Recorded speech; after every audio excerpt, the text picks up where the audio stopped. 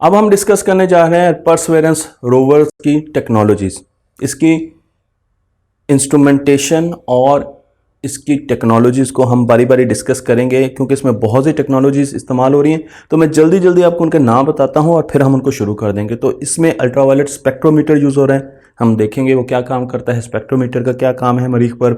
X ray spectrometer use हो रहा है, वेदर स्टेशन यूज़ होता है, तो मरीख पर आपको अब वेदर भी सुनने को मिलेगा और चैनल्स ऐसे होंगे जो कि मरीख का वेदर आपको घर पर यानी हमारी ज़मीन पर बता रहे होंगे। फिर इसमें लेज़र माइक्रो इमेजर है, इसमें जूमेबल पैनोरामिक कैमरा है, इसमें सरफेस रेडार्स हैं, ऑक्सीजन जनरेटर है और इसमें एक हेलीकॉप्टर भी मौजूद है। तो मैंने रैंडमली टेक्नोलॉजीज़ को उठाया क्योंकि मुझे ऑक्सीजन जनरेटर ज़्यादा फैसिनेट किया। तो मैंने कहा सबसे पहले हम मॉक्सी को डिस्कस करेंगे। जी हाँ, मॉक्सी एक आर्टिफिशियल दरख्त है और इसका काम क्या है, ये CO2 लेता है और ऑक्सीजन देता है।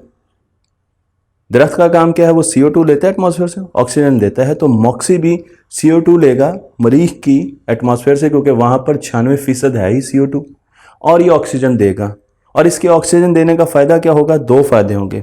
पहला फ़ायदा ये होगा कि इंसान को अगर मरीख पर जाना है तो उसे अपनी वापसी की ऑक्सीजन साथ लेके जाने की ज़रूरत नहीं है क्योंकि वहाँ पर मॉक्सी मौजूद है और वो ऑक्सीजन बनाता जा रहा है।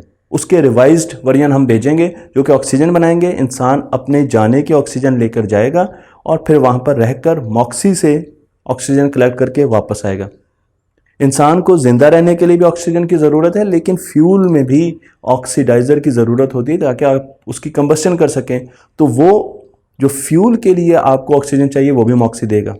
और उसके साथ जो दूसरा इसका फ़ायदा वो ये है कि अगर इंसान मरीख पर जाता है 2024 में, तो मरीख की जो सैर करनी है इंसान ने, उसके लिए भी उसको फ्यूल और ऑक्सीडाइज़र चाहिए, तो वो भी मॉक्सी प्रोड्यूस करेगा। तो वहाँ पर जितना इंसान घूमेगा उसमें भी मॉक्सी का बहुत बड़ा हाथ होगा। मॉक्सी की आपको करैक्टरिस्टिक्स और उसके पैरामीटर्स मैं आपको दिखा रहा हूँ। मॉक्सी काम कैसे करता है, सबसे पहले उसने हवा को खींचा, फिर उसने हवा को कंप्रेस किया, फिर उसने कंप्रेस्ड हवा को एक सिस्टम को दिया जिसने इलेक्ट्रोलिसिस करना है और उसने इलेक्ट्रोलिसिस करके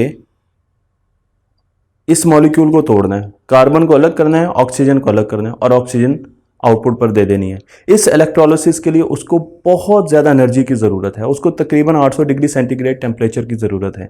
इसलिए मॉक्सी में हीटर्स लगे होते हैं जिन्होंने इस एनर्जी को प्रोड्यूस करना है।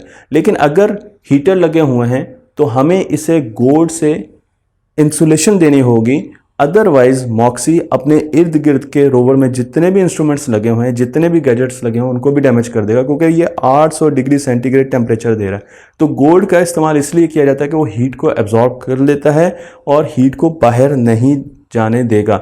मॉक्सी पर बहुत से टेस्ट किए गए हैं, नासा में इस पर टेस्ट किए जाते हैं। ऐसी एटमॉस्फेयर बनाई जाती है चैम्बर में जिसमें 96% कार्बन डाइऑक्साइड हो, 3% नाइट्रोजन हो और वही चीज़ें हम करके मॉक्सी को टेस्ट करते हैं और फिर देखते हैं कि किस किस्म की ऑक्सीजन प्रोड्यूस कर रहा है।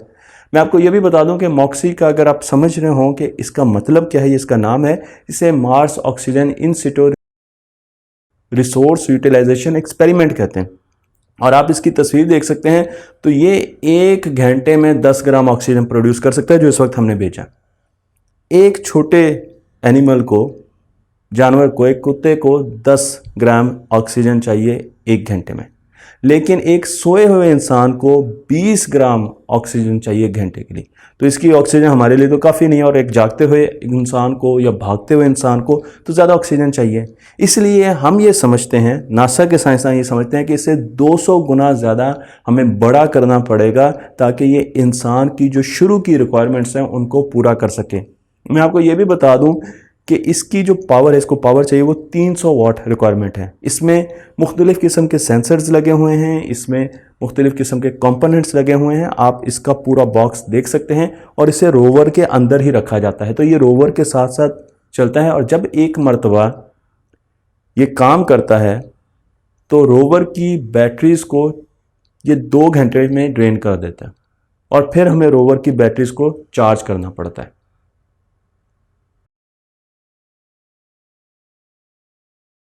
That is a lot to remember. I'm very impressed. So can you explain to us how Moxie works? Sure. Yeah. Moxie basically has inside it a pump that draws in gas. This is the inlet tube, draws in gas here. It goes inside, and we can take a look inside our model a little bit later, into the pump, which compresses it and delivers it to our electrolysis system. The electrolysis system operates at 800 degrees Celsius, and it is responsible for doing the electrochemistry, which reacts the CO2 with a catalyst and generates oxygen and separates it out from the CO2 gas stream, and then runs it through some sensors and dumps it outside the rover. So last time I saw it, it was in this kind of bell jar glass dome. That's right. What is that for? That is because Mars has a very different atmosphere than Earth, so we can't simulate the operation of Mars effectively in an Earth's atmosphere environment, so we put a glass bell jar on here to make it a vacuum system so that we can put in a Mars-like atmosphere that's about 1/100th the density of Earth's and mostly CO2. And the second thing I noticed was all the bling. Is that actual gold? It is in fact actually gold. Gold is a very efficient reflector of infrared heat, and because we have this very hot electrolysis system inside, we wanted to make sure that we didn't radiate heat onto any of the other things around us within the rover, and so we plated it gold to make sure that we didn't cause any negative effects on anything around us. So how hot does it get? The inside gets to 800 degrees Celsius, and that's where the electrochemistry happens, but we have a really good insulation system around that so that the outside doesn't get very hot. And I heard before you might be running some tests on that. What's the inside look like? So this is basically the same as that in a plastic 3D printed version. So this big chunk here, that's this, it would go here. This is where all the electronics live. This is that pump that I mentioned earlier, so that inlet gas comes in here, goes into this pump, and then it gets delivered to this box here, which is the electrolysis system. And inside this box is a bunch of insulation to keep all the heat in, and an electrolysis stack that looks very much like this.